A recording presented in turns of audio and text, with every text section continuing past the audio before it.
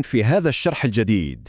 اليوم دعونا نبتعد قليلا عن ضجيج السياسة الحالية والآراء العاطفية، ونعود بالزمن للوراء، تحديدا لعام 1955.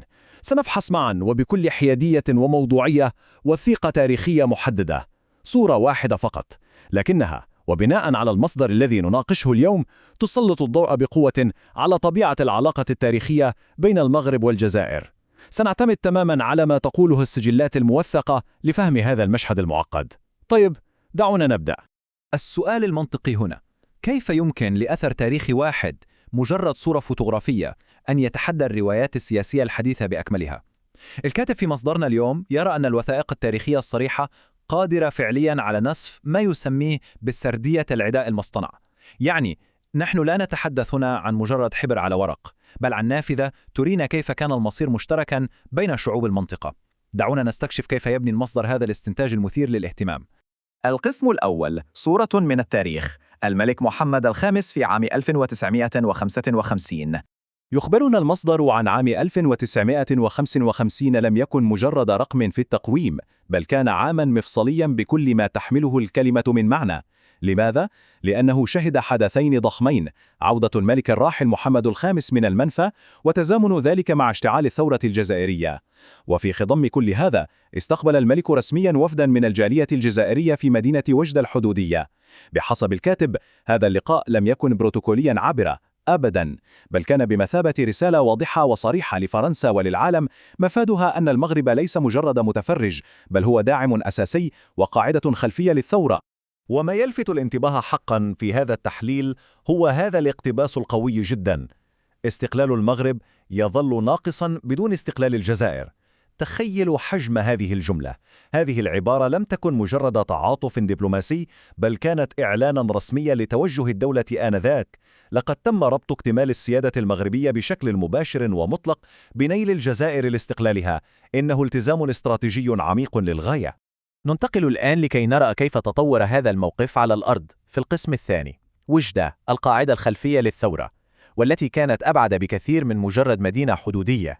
المصدر يفكك لنا هنا الدور اللوجستي الكبير لمدينة وجدة، ويؤكد أنها تجاوزت دورها كمدينة مجاورة لتصبح المقر غير الرسمي لقيادات جبهة التحرير الوطنية الجزائرية.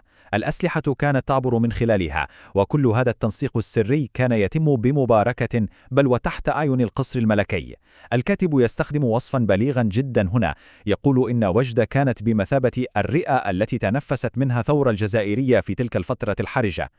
وهذا يقودنا مباشرة إلى القسم الثالث: الموقف السياسي لمحمد الخامس ومفاوضات الحدود عالية المخاطر. نحن هنا أمام لحظة تاريخية وتناقض صارخ. تخيل الموقف. على الجانب الأيسر فرنسا تقدم عرضا مغريا، وهو التفاوض لترسيم الحدود الشرقية مثل تندف وبشار، ولكن المقابل التخلي تماما عن دعم الثورة الجزائرية. وعلى الجانب الأيمن نرى الموقف الصلب، حيث سجل التاريخ رفض محمد الخامس لهذا العرض. النص الذي نناقشه يوضح أن قرار تأجيل حسم هذا الملف الشائك كان نابعا بالأساس من احترام كامل لسيادة الجار وحقه المطلق في تقرير المصير، مفضلا مبادئ حسن الجوار على المكاسب الآنية. ولرؤية الصورة كاملة، دعونا نرتب هذه الأحداث سريعا.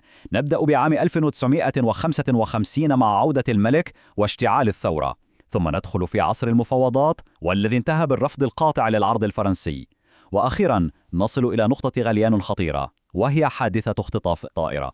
هذا التسلسل الزمني البصري يرينا بوضوح كيف تصاعدت التوترات الإقليمية بشكل سريع وحتمي بسبب المواقف التي اتخذت حينها.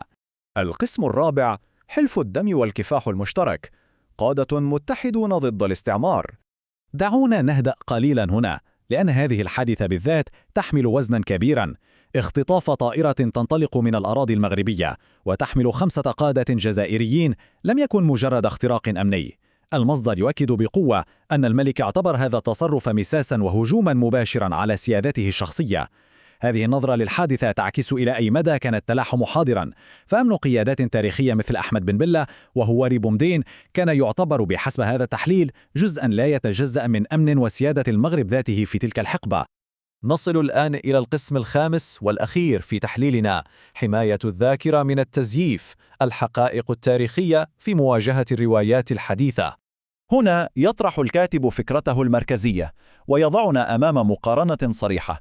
من جهة يشير إلى ما يصفه بالمغالطات الحديثة، محاولات مستمرة لإعادة كتابة التاريخ وتصوير العلاقة بين البلدين وكأنها صراع أزلي ومصطنع. ومن جهة أخرى الواقع التاريخي، فالوثائق تثبت بشكل قاطع بحسب المصدر أن دماء المغاربة والجزائريين اختلطت فعليا في خندق واحد ضد مستعمر واحد. الكاتب يرى أن إنكار هذا الدعم وهذا الماضي المشترك هو تشويه متعمد لتاريخ المنطقة.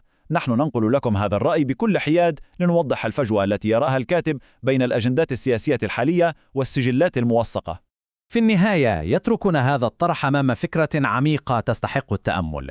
الحكومات تتغير والسياسات الإقليمية تتبدل صعودا وهبوطا، لكن الوثائق مثل تلك الصورة الملتقطة في وجدة تظل شاهدة صامتة على زمن كان فيه المصير المشترك حقيقة ملموسة وليس مجرد شعار نردده.